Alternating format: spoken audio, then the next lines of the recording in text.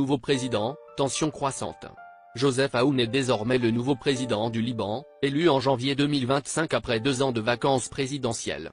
Ancien commandant en chef de l'armée libanaise, Aoun a pour mission de naviguer dans un équilibre politique et social précaire.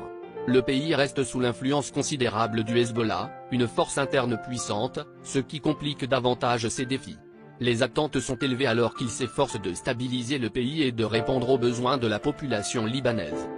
Pendant ce temps, en Syrie, une situation tendue se déroule avec des combats intenses entre les forces turques et les forces kurdes, connues sous le nom de YPG, dans la région de Manbij. La Turquie allègue que les forces kurdes ont des liens avec les militants kurdes turcs du PKK, ce qui alimente le conflit.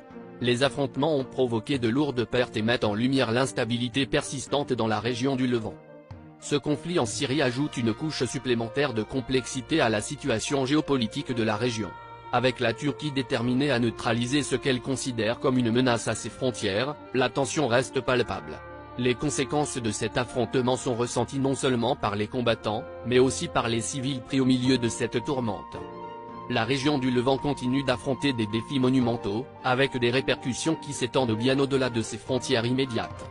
L'élection de Joseph Aoun au Liban et le conflit turco-kurde en Syrie soulignent la fragilité et la volatilité de cette zone stratégique.